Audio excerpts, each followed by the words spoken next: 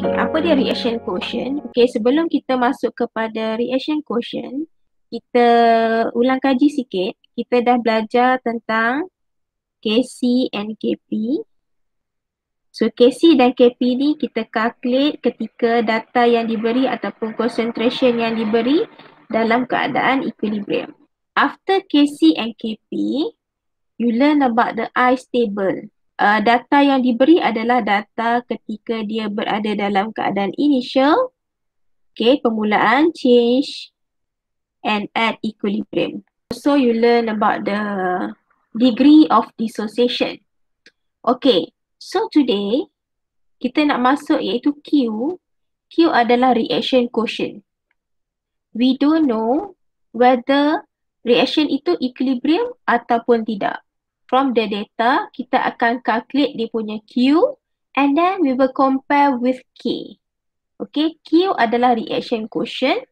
So, nanti kita akan compare dengan K iaitu equilibrium constant. Kalau kita sebut K, bermaksud dia dah keadaan equilibrium. Tapi kalau kita kata Q, belum pasti lagi dia equilibrium ke tak. Okay, so we don't know whether the reaction is equilibrium or not. And then after reaction quotient, kita akan belajar Le Chatelier principle. Okay, dalam Le Chatelier principle ni, sistem itu dah equilibrium. Tapi sekarang sistem itu diganggu. Sistem yang dah equilibrium tadi disturb, diganggu.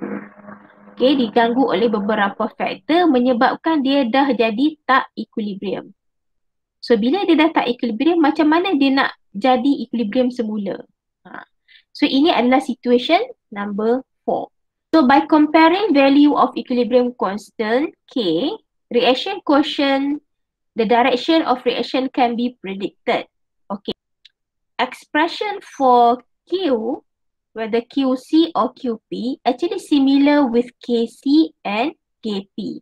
So, different dia adalah K at equilibrium state. Maknanya dalam keadaan equilibrium, tapi Q at non-equilibrium. Maksudnya kita belum tahu lagi keadaan itu equilibrium ataupun tidak. So after you calculate the reaction quotient, now kita akan compare dengan nilai K. Macam ni, kita buat macam analogi seesaw. Kita ni reactant, yang ni product. If you calculate the QC and then when you compare with KC, bila you compare dia dapati sama, when QC equal to KC, now the system is at equilibrium. Maknanya sistem itu dah mencapai equilibrium.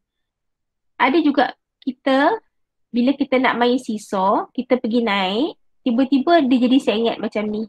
Maksudnya yang belah reactant ni lebih berat daripada yang belah produk. That means reactant banyak. Reactant kita panggil sebagai denominator. So, denominator banyak. Numerator adalah produk. So, bila reactant banyak, produk sikit, jadi QC is lower than KC. Macam mana nak capai equilibrium? So, nak capai equilibrium, okay, the reaction must proceed from left to right. Yang ni kita nak. Okay, the reaction proceeds from left to right. Dia akan bergerak daripada kiri ke kanan until it achieve equilibrium. Okay, produk banyak, reactant sikit. Okay, dia maknanya dia punya numerator dia banyak. Data banyak, bawah sikit. So, bila you calculate QC, you can see that QC is larger than KC. Okay, jadi dia tak equilibrium juga. Jadi, macam mana nak achieve equilibrium? So, the reaction from right to left until it achieve equilibrium. So, tujuan dia nak mencapai equilibrium.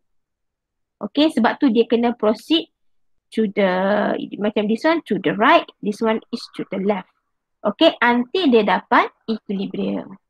So, inilah kita panggil konsep reaction quotient. Masa bila kita perlu calculate Q. Okay, sebab dalam soalan, dia tak akan bagi tahu kita suruh calculate Q. Jadi, kita kena identify daripada soalan tu. Okay, masa bila kita nak calculate Q. Okay, look at example 1. Okay, example 1, okay, clue dia macam ni. dia akan bagi reaction K. And then clue dia akan beri kamu nilai K. Nampak? The Kc for the above reaction is 5.67. Initially, dia bagi concentration of all species. Soalan dia, explain if this system is at equilibrium. Okay, so this is clue number 1. Clue number 1, that means dia bagi you nilai Kc. Clue number 2, dia tanya is the system at equilibrium, meaning that kita tak tahu lagi dia tu equilibrium ataupun tidak. So for this case, you write the QC expression. Okay, so you write the QC expression and then masuk data-data yang diberi di sini and then you dapat nilai Q. Okay, so after you get the value of Q, now you compare dengan K. Okay, compare dengan K. Kc nilai dia adalah 5.67. So now you can see that the value of Q is larger than K. Okay, you write the QC expression, you masukkan nilai 1 mark, you get the value 1 mark and then you compare with K 1 mark and then you jawab soalan ni. If the system is at equilibrium, no, the system is not at equilibrium. Ini adalah jawapan dia. Ditanya kan, so kena jawab lah. The system is not equilibrium. Okay, jadi kalau sistem tu tak equilibrium, apa yang dia perlu buat?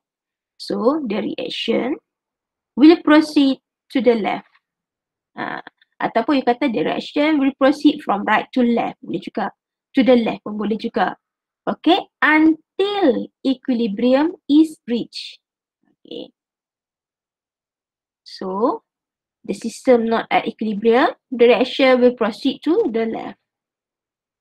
So, bila dia proceed to the left, dia bergerak ke kiri. So, what happened to the reactant or what happened to the product? So, bila dia bergerak ke kiri, reactant will form lah sebab dia bergerak ke kiri. So, sekarang kalau dia bergerak ke kiri, banyak reaktan. Jadi siapa yang banyak? So yang banyak adalah CH4 dan juga H2O akan makin meningkat. Okay, so soalan dia yang bawah tadi dia tanya whether more CH4 or CO is formed at equilibrium. So the answer is CH4. Macam tu.